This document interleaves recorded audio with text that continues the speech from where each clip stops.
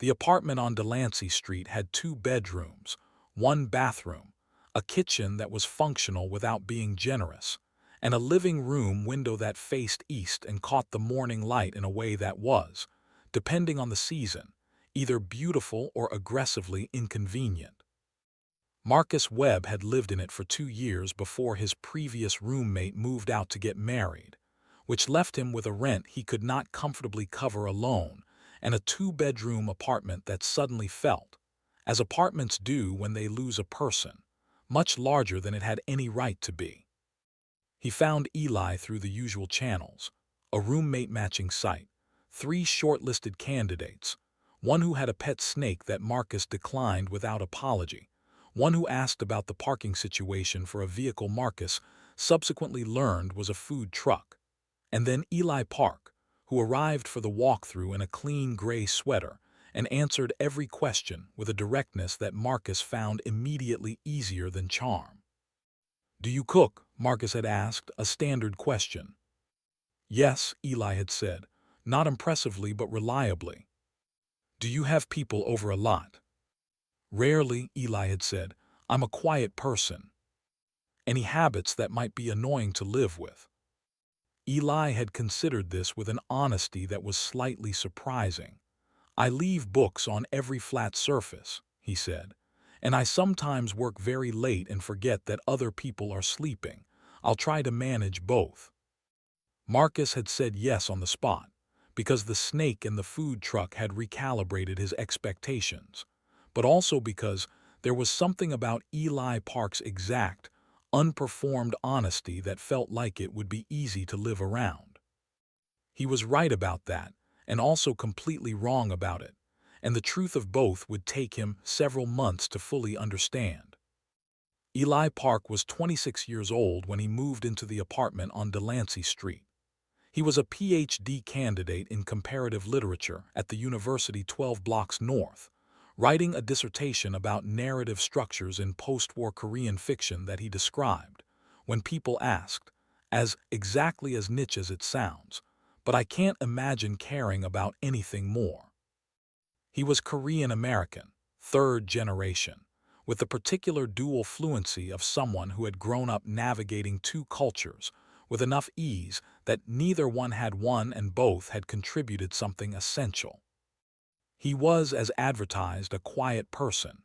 He worked in his room or at the library for long stretches. He cooked simple things with focused attention: rice dishes, soups, occasional elaborate weekend meals that produced excellent smells, and filled the apartment with a warmth that Marcus, eating cereal at the kitchen counter, appreciated without comment. He left books everywhere, stacked on the coffee table, face down on the kitchen counter, wedged into the couch cushions, always multiple going simultaneously in the way of people whose minds move faster than one narrative can contain. He was also, Marcus noticed within the first month, someone who existed in a particular state of internal focus, always somewhere slightly below the surface of the ordinary, thinking about something, processing something, present in the room but more substantially present somewhere else. It was not unfriendliness. It was the quality of a person whose inner life was rich enough that the outer one was partly just logistics. Marcus, for his part, was 28, a high school English teacher at a school 4 subway stops away, which meant he left early and came home at 3:30 most days, and spent his evenings grading papers with the resigned efficiency of someone who has made peace with never fully catching up on this particular task. He was warm where Eli was reserved, louder, more easily social, the person at a gathering who made sure nobody was standing alone in the corner, which was, ironically, the thing he was worst at in his own apartment, where there was frequently a person standing quietly in the corner who was Eli, and whom Marcus kept not quite figuring out how to reach. They were considerate roommates. They did the logistical things of shared space without friction, divided the chores equitably, communicated about household matters with a texting shorthand that was efficient and occasionally slightly funny, observed each other's rhythms enough to not be in each other's way. They were, in the language of roommate arrangements, a success. They were not, in the first 3 months, anything like friends. The first time they actually talked, not exchanged information, not discussed the internet bill, but talked, was on a Thursday evening in November, 4 months into the arrangement, and it happened because of a power outage. The building lost electricity at 7:30 in the evening, which eliminated Eli's ability to work and Marcus's ability to grade and both of their abilities to do anything productive, and left them in a living room lit by candles that Marcus dug out from the kitchen drawer where things went to become mysterious, and a silence that was, without the background of screens and the cover of separate pursuits, slightly more present than usual. Eli came out of his room with a candle of his own and stood in the living room doorway and said, "How long do you think?" "Building super said an hour," Marcus said. "That was 40 minutes ago." Eli looked at the window, the city outside, also dark in patches, the particular strangeness of urban darkness. Then he came and sat on the other end of the couch, which was the first time he had sat on the couch, while Marcus was also on the couch. And for a few minutes they sat in the candle-lit quiet with the comfortable awkwardness of two people who know they should talk but have not yet found the frequency. Marcus, who was constitutionally incapable of comfortable silences with people he didn't know well, said, "What are you writing?" "The dissertation." Eli looked at him with mild surprise, the surprise of someone not accustomed to being asked. "Narrative structures," he said. "Specifically the way Korean writers in the 1950s and 60s used fragmented timelines to process collective trauma. The idea that if you can't tell a story linearly, if the events are too painful for chronology, you find other shapes for it." Marcus thought about this. "Other shapes," he said, "like what?" And Eli, who had clearly been asked some version of this question before and received polite nodding rather than actual engagement, looked at Marcus with a slightly recalibrated expression and said, "Like, imagine a story that starts at the end. You know from the first page what happened, but the whole novel is about the why, about the circumstances and the people and the choices that led to the inevitable conclusion. The ending is not a surprise. The meaning is in the journey to it." "That sounds less like a structure," Marcus said, "and more like an argument about how grief works." Eli looked at him. A pause that was evaluative, the pause of someone resorting their assessment of a person. "Yes," he said, "exactly that." They talked for the rest of the power outage, and for an hour after it was restored, sitting in the living room with the lights back on and neither of them moving to return to the work they'd been using as cover. They talked about stories and teaching, and what it meant to spend your professional life in the service of other people's understanding, which was what they were both doing in different ways. They talked about where they had grown up, and what had brought them here, and the specific quality of the city in November, which was Marcus's favorite month for reasons he couldn't entirely articulate, and Eli's least favorite for reasons he could articulate precisely, and did. Marcus went to bed that night thinking, "I have been living with an interesting person and treating him like furniture for 4 months. That was a mistake." He started paying attention differently after that. Once Marcus started paying attention, he noticed things about Eli that the preceding months of careful non-intrusion had not revealed. He noticed that Eli's reading was not merely academic, that alongside the Korean modernists and the critical theory texts, there were novels in translation, poetry collections, occasionally something completely unexpected like a book about the mathematics of origami or a biography of a jazz pianist. He noticed that Eli had a habit, when he was stuck on a problem, of making tea and then forgetting to drink it, so that the kitchen counter sometimes had 3 cold cups of various teas in a row like a timeline of a difficult afternoon.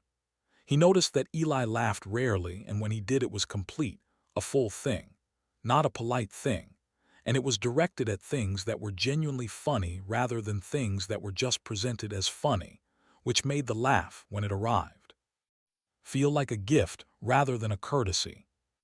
He noticed that Eli was, beneath the quiet and the focus, a person who felt things with considerable intensity and managed this by keeping most of it internal. That when he talked about his dissertation, he became animated in a way the rest of his daily life didn't often produce. Hands moving, sentences running over each other, the particular alive quality of a person in contact with what they actually care about. That he called his mother every Sunday at 10 in the morning, and the conversations were long and warm and conducted partly in Korean, and that after them, he was always slightly softer than before, as if the call had returned something to him that the week had used up. He noticed that Eli was lonely. Not dramatically, not in a way that announced itself, but in the specific way that people are lonely when they have rich inner lives and insufficient outlets for them, when the work absorbs most of what you have, and the social infrastructure of a new city has not yet been built, and the person you live with is a considerate stranger rather than an actual connection. Marcus recognized this because he had been lonely in the same way, after his last relationship ended 2 years ago, before the rhythms of teaching and friendship, and the city had slowly rebuilt him. He recognized the shape of it even when it was quiet. He started, carefully, to be more present. What followed was not a dramatic shift, but an accumulation of small things, which is how the most important changes tend to happen. Marcus started leaving a second cup of coffee on the counter on the mornings he made a full pot, without announcement, just there, available, with the particular consideration of someone who has learned another person's rhythms. Eli started accepting it without comment, and then with a brief nod, and then, eventually, with a thank you that had warmth in it rather than just politeness. They started watching things together on Friday evenings, initially by accident, then by informal agreement.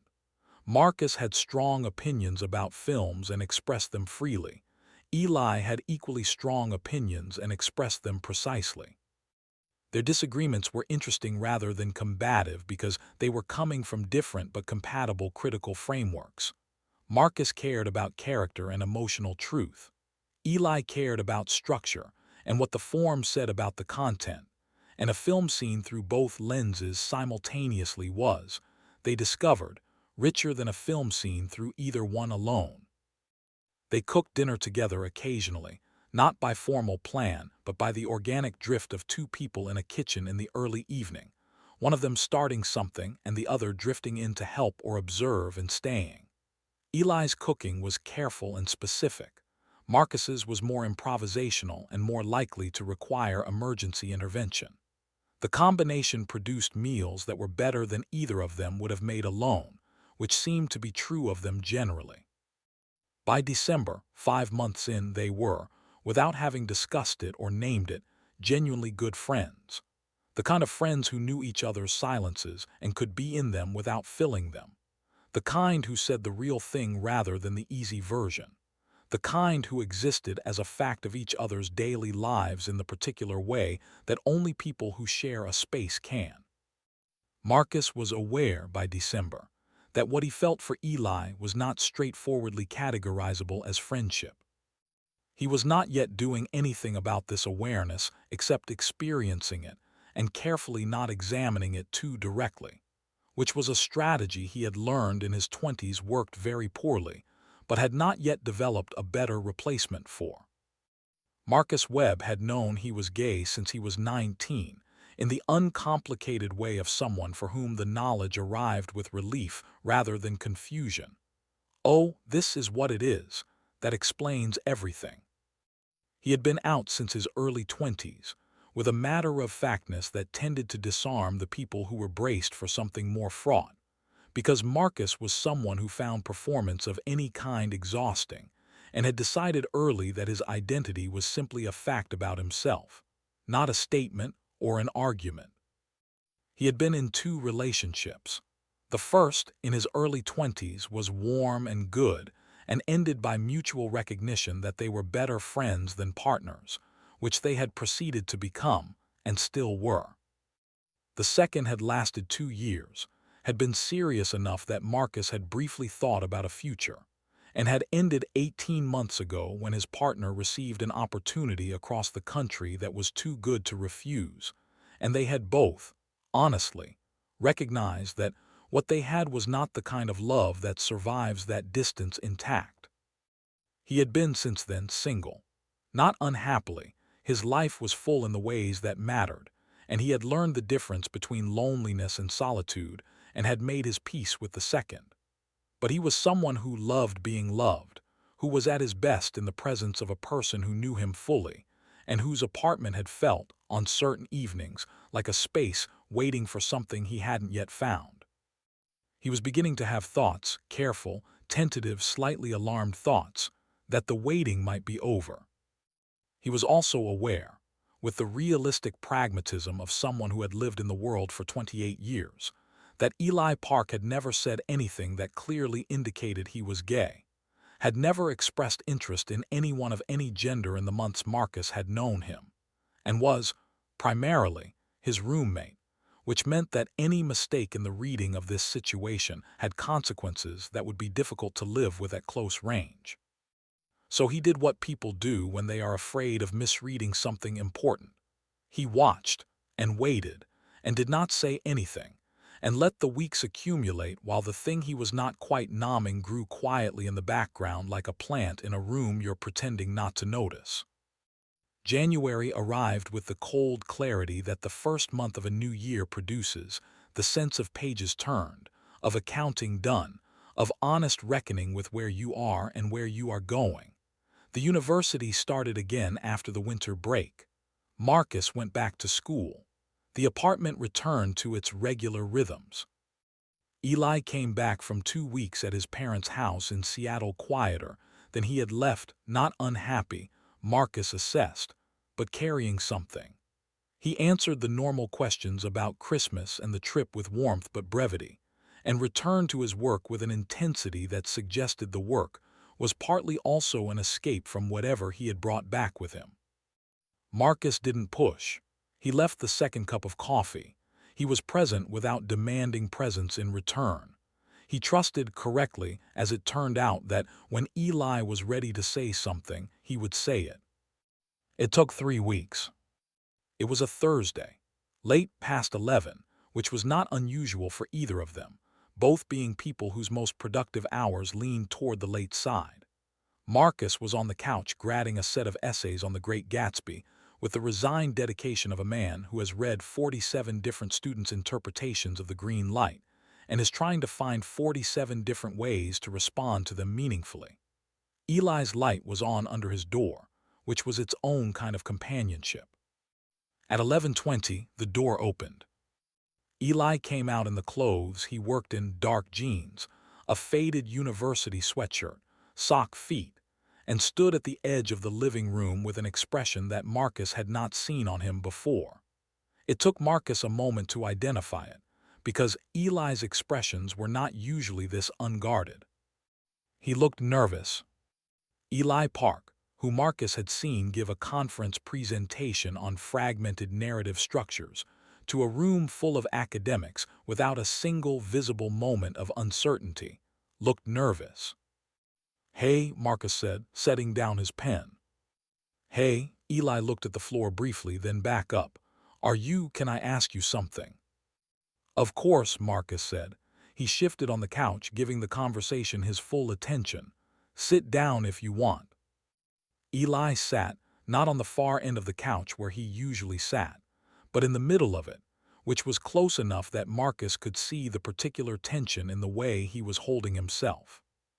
"This is going to sound strange," Eli said.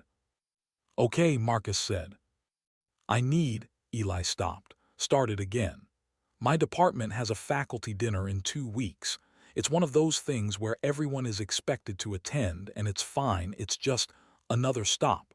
My advisor is going to be there, and my advisor has been making a series of comments recently about my focus, about whether the dissertation is my only priority, about whether I might be distracted." He said the word with a careful neutrality that suggested it was carrying more weight than the word itself. "He's implied more than once that he thinks I'm not fully committed, And the dinner it's the kind of event where everyone brings someone, and I don't have a—" He stopped, the nervous quality becoming something more complex. Marcus was listening. "Okay," he said again. "I need someone to come with me," Eli said. As a partner, not real, just for the dinner, so that my advisor sees that the rest of my life is managed and the work is the work and it's not." He looked at Marcus. "I know it's a lot to ask. I know it's strange. You can absolutely say no." Marcus looked at him for a long moment. He thought several things in quick succession. He thought, this is what he came out here to ask at 11:20 on a Thursday in the middle of what I can see is a genuinely difficult thing. He thought, something about this request is not only about the advisor. He thought, he chose me. And underneath all of this, he thought something he quickly set aside because this was not the moment for it. I would go to any dinner. I would go to anything. That is a problem I am going to have to deal with separately. "I'll go," Marcus said. Eli looked at him. "You don't have to." "I know," Marcus said. "I want to. It's a dinner. And you clearly need someone in your corner right now, and I have a free Saturday 2 weeks from now." He held Eli's gaze. "Tell me about your advisor. What's actually going on?" And Eli, who had come out at 11:20 with a prepared request and a wall behind it, sat on the middle of the couch in the January night and told him. The advisor, Professor Lawrence Harmon, a man of 62 with a significant academic reputation, and the particular quality of authority that significant reputations sometimes produce, had been Eli's PhD supervisor for 3 years. He was brilliant, demanding, and in possession of the specific blind spots that certain brilliant, demanding people have. A belief that excellence required the total subordination of the personal to the professional, and a habit of applying this belief to his students in ways that occasionally tipped from rigorous into something harder to name. He had in the fall semester begun to ask Eli questions about his social life, his family situation, his outside commitments, whether he was settled. The questions were framed as concern, which made them difficult to address directly. But their cumulative weight had been pressing on Eli since October, and the January dinner was the specific arena where Harmon had implied twice that he would be interested to see how Eli presented. "He's trying to see if I'm," Eli said and stopped. "If you're what?" Marcus said. "Stable." The word came out with a quality Marcus could not entirely read. He has a particular idea of what a serious scholar looks like, what their life looks like, and I don't think he's sure I fit it. "Because of your work," Marcus said. "Because of me," Eli said simply. Marcus looked at him. In the quiet of the January apartment at 11:30 at night, with the particular honesty that late nights sometimes produce, Eli's expression was fully open, not the guarded, internal quality of the ordinary, but undefended, a little tired, a little more himself than usual. "You don't have to explain more than you want to," Marcus said. "No," Eli said. He was looking at his hands. "I have been very careful for a long time about what I let people see, at the university especially, and I'm tired of it. I'm tired of performing having it all together, performing being the version of a person that someone else needs me to be." He looked up at Marcus.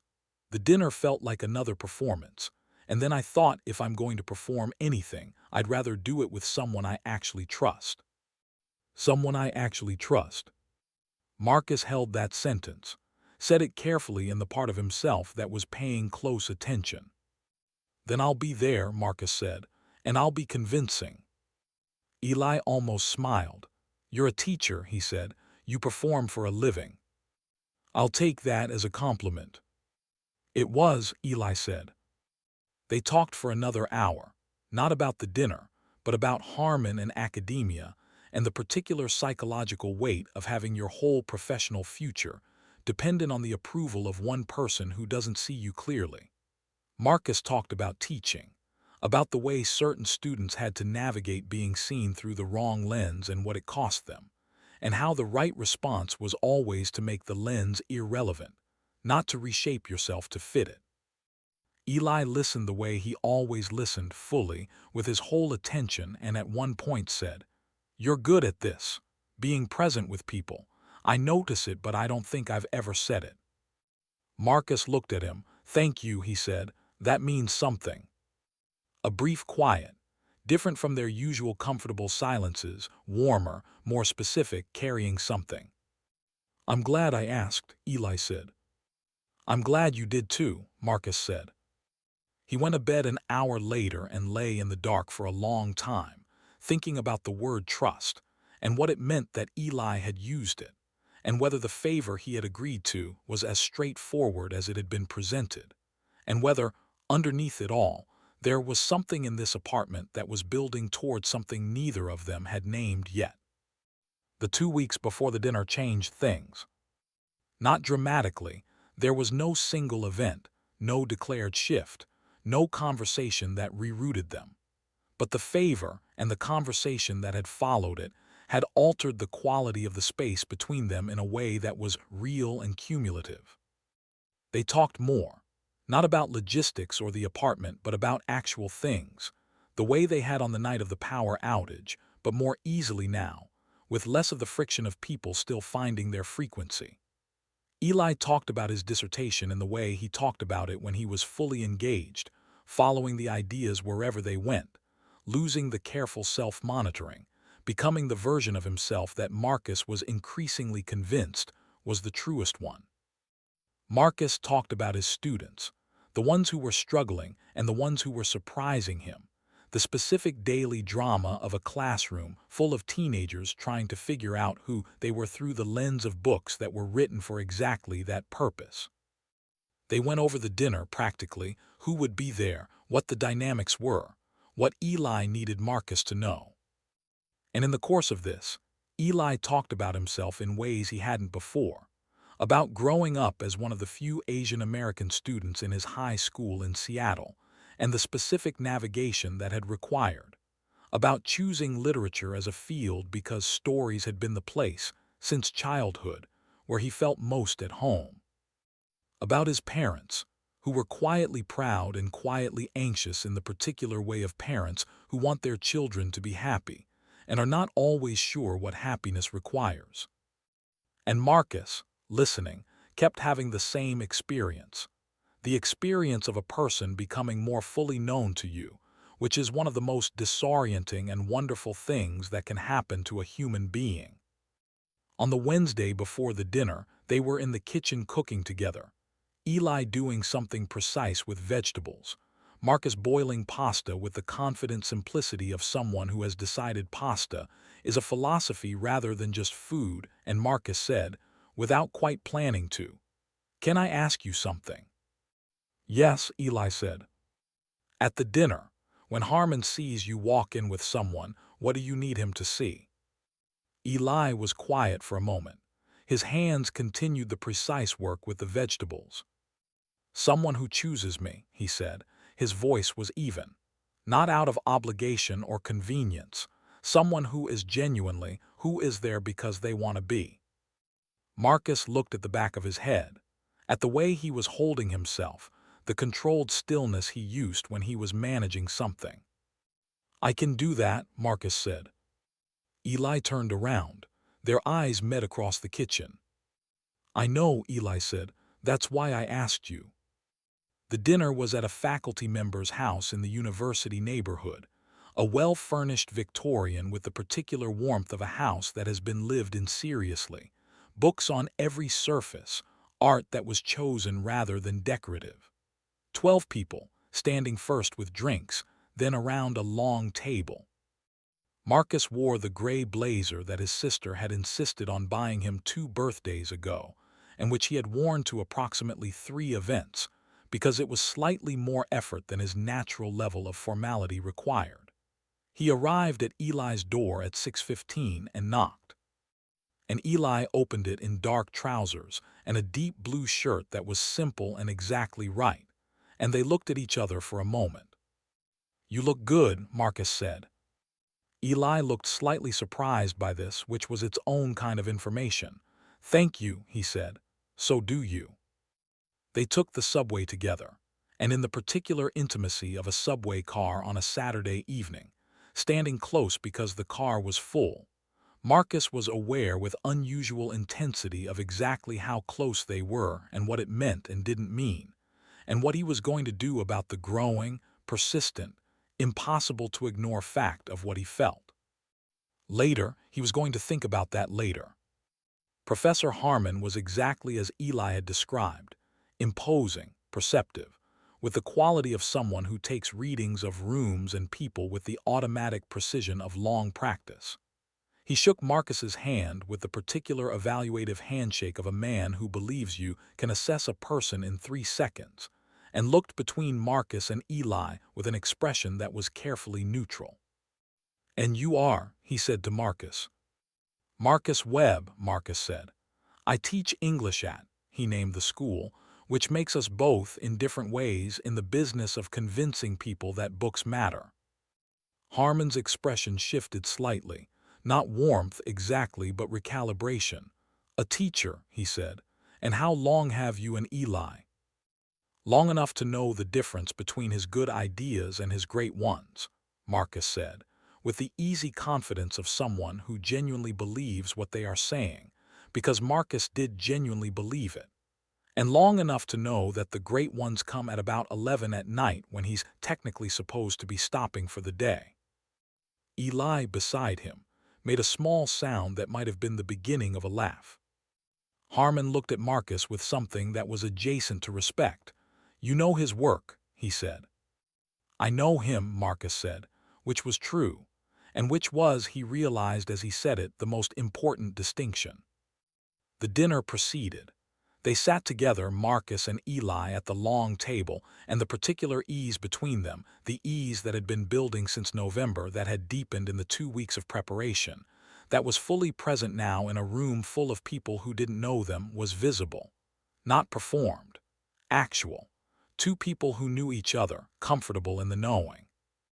There was a moment, the table noise at its highest, conversations crossing and overlapping, when Eli leaned close to say something in Marcus's ear, and Marcus turned to answer, and their faces were very close, and Eli pulled back a fraction, and for a single unguarded moment his expression was something. Something Marcus could not entirely read in the noise and the light, but which was not neutral. Marcus filed it, said nothing, listened to what Eli had been saying. Harmon, at the end of the evening, shook Marcus's hand again at the door.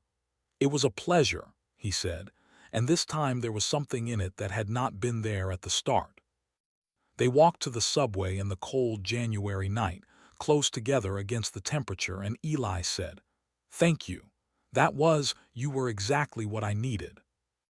Marcus looked at him. "I wasn't performing," he said. Eli looked back. "I know," he said, "that's what made it work." What happened after the dinner was a slow unraveling of the careful distance. Eli came out of his room more, not just for tea and work breaks, but for the specific purpose of being in the same room as Marcus, which was a change that Marcus noticed and did not comment on. They watched films on Saturday evenings with the regular comfort of a shared ritual. They ate breakfast on Sunday mornings at the kitchen table, Eli with tea, Marcus with coffee, the city waking up outside the east-facing window. They had a conversation in early February, a Tuesday evening, both of them on the couch with things they were supposed to be doing and weren't. About the dissertation chapter Eli was writing, which was about a specific novel in which 2 characters spend the entire narrative addressing each other through indirect speech, through implication and metaphor, never directly saying the thing that is clearly true between them. "Why does the author do that?" Marcus asked. "Have them talk around it the whole time?" "Because direct speech would collapse the narrative tension," Eli said. "The thing that isn't said is what drives the story forward. If they said it, the story would end. But also," he paused, the way he paused when an idea was developing in real time, "I think the author is saying something about how people actually work, that we live, most of the time, in the unspoken, that the real communication is in what we don't say and both know." "That sounds exhausting," Marcus said. "It is," Eli said. "It's also true." A silence, the specific kind. Do you think the characters know, Marcus said, what they're doing? Oh, they know, Eli said. They've always known. The question is what they're going to do about it. Marcus looked at him. Eli was looking at the books on the coffee table, his profile in the lamplight, that careful, controlled expression. Marcus thought, we are talking about the novel. We are also not only talking about the novel. He said nothing. The moment moved on. The indirect speech continued. In the second week of February, something happened that had nothing to do with Marcus and Eli, and yet changed everything between them. Eli's mother called on a Sunday, the usual 10 o'clock call, and it was longer than usual, and when it ended, Eli came out of his room with an expression Marcus had not seen before, stripped, somehow. The careful composure absent. "Everything okay?" Marcus said. He was at the kitchen table with coffee. Eli sat down across from him. He was quiet for a moment, then, "My grandmother passed away," he said. "Last night. It wasn't a surprise, she had been ill for some time, but still." "I'm so sorry," Marcus said. Eli nodded. He was looking at the table. "She was the person who taught me to love stories," he said. "She told me Korean folk tales when I was a child. Every visit to my grandparents' house, she would sit with me and tell me stories in this. She had this particular way of telling them. She never rushed. She always knew exactly when to pause, when to let the silence carry the weight." He stopped. "She was the reason I do what I do." Marcus did not say anything, because there was nothing to say, and because some moments require presence rather than speech, and he had learned this enough to know it. After a while he got up and made tea. The kind Eli made, not his own kind, the one Eli liked, and set it in front of him and sat back down. Eli looked at the tea, then at Marcus. "You remembered," he said. "You make it often enough," Marcus said, simply. Eli wrapped his hands around the mug. The Sunday morning was quiet around them. Outside the east window, the February light was pale and specific. "I don't show people this," Eli said quietly. "This version. I don't usually let people see when I'm." "I know," Marcus said.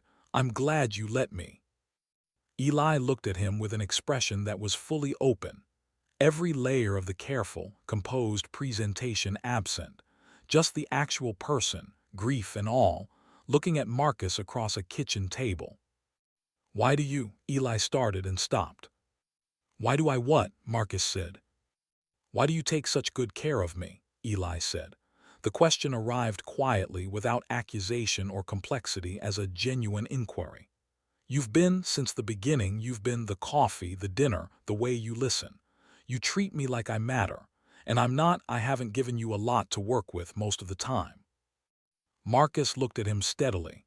"You matter to me," he said.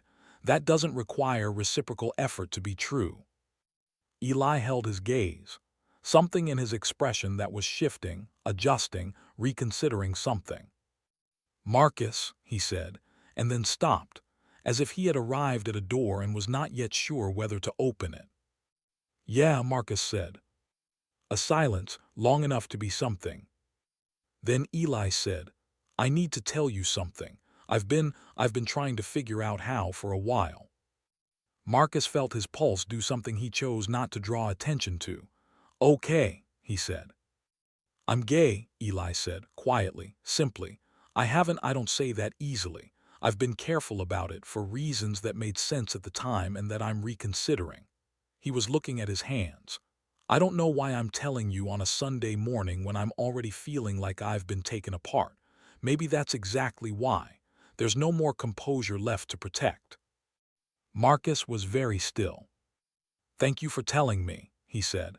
His voice was careful and warm and fully present. "Is it?" Eli looked up. "Is that okay?" "More than okay," Marcus said. And he meant it in multiple layers, none of which he was going to introduce into this Sunday morning that was already carrying enough. Eli exhaled slowly. "I haven't said that out loud to many people," he said. "Outside my family, it felt important to say it to you." Because you trust me, Marcus said. Because I trust you, Eli confirmed. They sat at the kitchen table for another hour in the pale February light, and they talked, not about what the revelation meant, not about the things it might open, but about Eli's grandmother, about the stories she had told, about the particular Korean folk tale she had loved most, and which Eli retold now with the cadence of someone who has heard a story so many times it has become part of how they think. Marcus listened with all of himself. And somewhere inside himself, in the quiet of the kitchen, he thought, the indirect speech is ending. Something is about to be said directly. And I will wait as long as it takes, because this person is worth every minute of the waiting. He did not expect it to come from outside. 2 weeks after Eli's disclosure, a colleague of Marcus's named Derek, warm, well-meaning, and in possession of approximately no ability to read a room or a situation, asked Marcus at school whether he was seeing anyone, and Marcus, distracted and in the middle of trying to find a set of papers he was certain he had left on his desk, said, "No, not exactly." Derek, who had ears like a bat for anything adjacent to romantic information, said, "Not exactly. What does not exactly mean?" "It means it's complicated," Marcus said, finding the papers. "With the roommate," Derek said. Marcus looked up. "You talk about him a lot," Derek said, with the benign, oblivious frankness of someone who believes they are being helpful. "I don't," Marcus said. "You talked about his dissertation at lunch last Tuesday," Derek said, "and about something he said about the film you watched on Saturday, and about his grandmother." Marcus opened his mouth, closed it. "I'm not judging," Derek said. "I'm just nodding. You could say something, it's the 21st century. "It's complicated," Marcus said again. "Everything worth anything is complicated," Derek said, and went back to his classroom with the maddening serenity of someone who has said the true thing and knows it. Marcus stood in the hallway and thought about what Derek had said, about how much he talked about Eli, which he genuinely had not realized, and thought about the favor in January, and the dinner, and the Sunday morning in February, and the particular expression on Eli's face when he had said, "Because I trust you," and thought, complicated is one word for it. Another word is that I am in love with my roommate and have been for approximately 3 months, and have been extremely patient about this, and am running out of patience. He went home that evening and found Eli in the kitchen, and the specific feeling of walking into the apartment and finding Eli there, the warmth of it, the rightness of it, confirmed everything Derek had inadvertently forced him to articulate. He did not say anything that evening, but the door of the indirect speech was creaking, and both of them could hear it. It was a Thursday again, late, past 11, both of them in the living room, which had become their shared space in a way the apartment hadn't been in the early months. Eli was reading. Marcus was not technically doing anything, which was unusual enough that Eli looked up after a few minutes. "You're not gradding," Eli said. "No," Marcus said. "You're staring at the wall."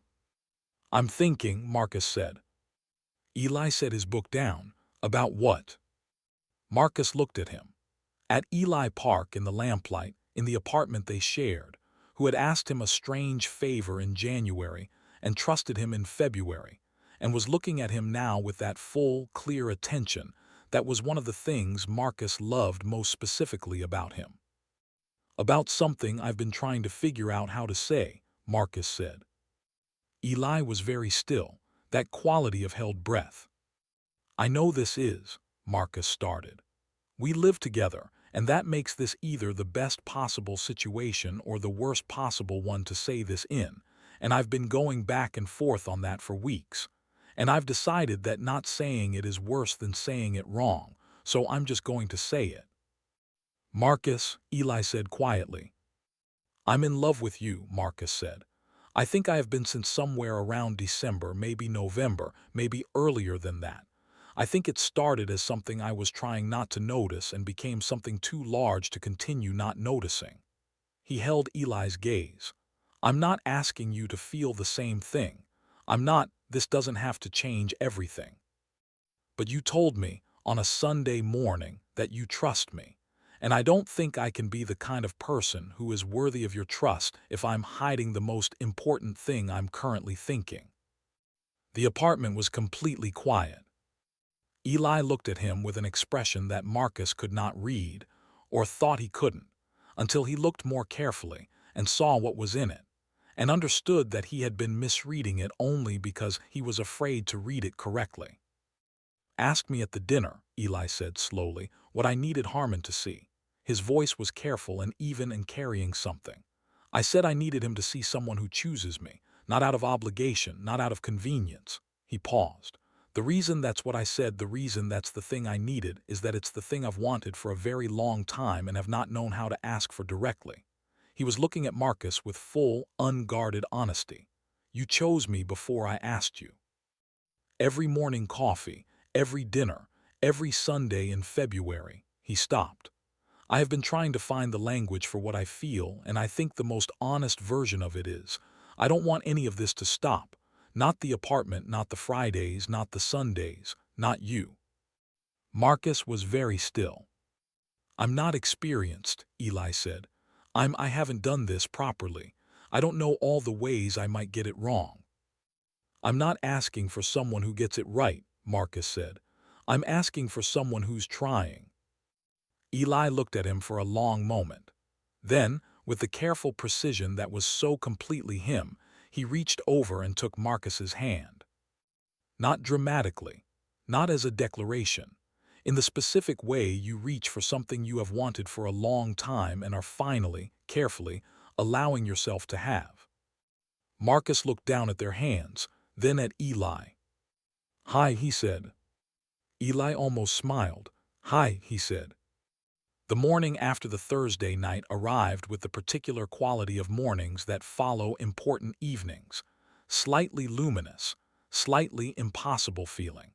The ordinary details of the apartment looking both familiar and newly specific. Marcus made coffee. The second cup on the counter, the gesture that had been his for 3 months, now, in the light of the previous night, felt different. Not different in kind, but transparent. The love that had been in it all along now visible. Eli came out of his room at 7:30 with his hair slightly disorganized and his glasses on instead of his contacts, and a look that was softer than his usual morning composure. He stopped at the kitchen counter and looked at the coffee, and then at Marcus, and the specific expression on his face was something Marcus wanted to remember for a long time. "The coffee was always for you," Marcus said. "I don't know if that was obvious." "It wasn't," Eli said, "and then it was, and then I didn't know what to do with it being obvious." "What do you do with it now?" Eli picked up the mug. "Drink it," he said, "and say thank you, and maybe stop being the person who has everything he needs and is too careful to accept it." Marcus looked at him. "Is that what you've been doing?" "For a very long time," Eli said. "Yes." What they built after the Thursday night was not instant ease. They were both people who had been careful for a long time, and carefulness does not simply dissolve in the warmth of a reciprocated feeling. It was the slow, necessary, genuinely good work of two people learning the new version of the thing they already had. They kept the rituals, the coffees, the Fridays, the Sunday breakfasts, and those rituals began to contain more, to carry more openly the weight they had always been carrying in disguise. They talked more directly now about the things they had been carrying. Marcus about the loneliness of the last 2 years and the way the apartment had slowly become alive again because Eli was in it.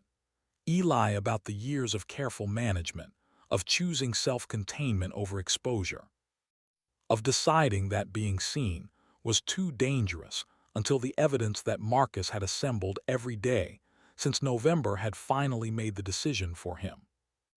Eli's advisor remained difficult, but something had changed in Eli's relationship to the difficulty. Some of the weight of it redistributed by the fact of being chosen, of not having to navigate it entirely alone.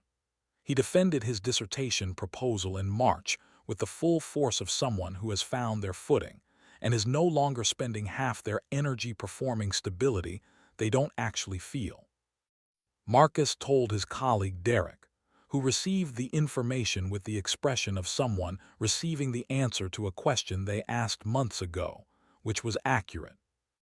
Looking back, which Marcus did often because he was someone who believed in knowing the full story of the things that mattered, the favor had not been strange at all. Or rather, it had been strange only on the surface, which is where favors tend to live. Underneath it, the favor had been something much simpler and much more important. It had been, I trust you enough to need you. I am asking you into the specific place where I am most vulnerable. I am choosing you, specifically you, out of all the people I could have asked. He had said yes, without knowing it would change his entire life. But he understood now, in the way you understand things once the story has a shape, he would have said yes regardless, because the favor was not what changed everything. The favor was the moment he found out that what he felt had a direction, a person, a home. The change had already been happening. The favor was just the door. Eli said something. One evening in April, they were walking along the river path, the city in its best spring form, the kind of evening that makes you feel like everything is possible and that you have been right about the important things that Marcus thought about for a long time afterward. I've been thinking about narrative structures, Eli said, which was perhaps the most Eli-specific way to begin a personal conversation. Of course you have, Marcus said. Specifically about the ones that start at the end, where you know from the first page what happened and the story is about how you got there. He was quiet for a moment, watching the river. I think that's what we are. Marcus looked at him. What do you mean? I mean, looking back, it was always going to be here. The November conversations and the power outage and the dinner and the Sunday mornings. The coffee, every piece of it was going toward this. I didn't know that while it was happening, but knowing it now, he stopped walking, turned to face Marcus. I think the story was heading here from the beginning, and the whole thing, every ordinary moment was necessary to get to this. Marcus looked at him in the April evening, at the person who had moved into his apartment as a stranger and had become, through the patient accumulation of ordinary days, the most specific, irreplaceable presence in his life. The favor changed my life, Marcus said, but I think you were already changing it. The favor was just the moment I knew for sure which direction I was headed. Eli looked at him with that full, clear attention. The attention that gave you its whole self and asked nothing in return except the same. I'm glad you said yes, he said. I was always going to say yes, Marcus said. I didn't know that then, I know it now. There were still books on every flat surface. This was something that had not changed and would not change, because Eli Park was a person whose reading expanded to fill whatever space was available, and the apartment on Delancey Street had a great deal of space available. Marcus had long since stopped thinking of this as a characteristic to be managed and started thinking of it as simply the landscape of a life with Eli in it. The visual evidence of a mind always reaching for the next thing, always looking for the next story, always interested in what comes next. The kitchen still produced excellent smells on weekend afternoons. The east-facing window still caught the morning light in the way that was either beautiful or inconvenient depending on the season. The living room couch still held its ground as the center of the apartment's life, where they watched films on Fridays, where they read on opposite ends with comfortable silence, where a person had knocked on a door at 11:20 on a January night and asked a strange favor that turned out to be the simplest, most necessary thing. Eli defended his dissertation in the following academic year. He stood at the front of a room full of people who had read his work and answered their questions with the full force of someone who had been building toward this for years, precise, alive, exactly himself. Professor Harmon, in the back row, wore an expression that was as close to impressed as his face typically produced. Afterward in the hallway, Marcus found Eli surrounded by colleagues offering congratulations, and waited the way he had learned to wait, with the patience of someone who knows the person in the room will come to them when they are ready. And when Eli emerged from the group and saw him, the expression on his face was the fully open one, the undisguised one, the one that had no performance in it. "You stayed," Eli said. "I wasn't going anywhere," Marcus said. Eli looked at him for a moment. Then, "I've been thinking about something." "Tell me," Marcus said. "About the night I knocked on your door," Eli said. "The favor." He was quiet for a beat. "I've been trying to understand what I was actually asking for, and I think I was asking you to see me, to stand with me in the place where I felt most uncertain and to choose to be there anyway. Not because you had to, because you wanted to." "Yes," Marcus said. "And you did," Eli said, immediately, without hesitation. "I would always do that," Marcus said. "You don't have to ask me, that's just what I am with you." Eli looked at him in the hallway of the university building, in the afternoon light, with the full attention that was one of the things Marcus had loved first and loved still. "I know," Eli said, "that's what changed everything." And that was the whole of it. Two people in an apartment on Delancey Street. One favor, asked late at night in the specific honesty of January. One yes, given without knowing what it would cost or what it would return. It cost very little. It returned everything.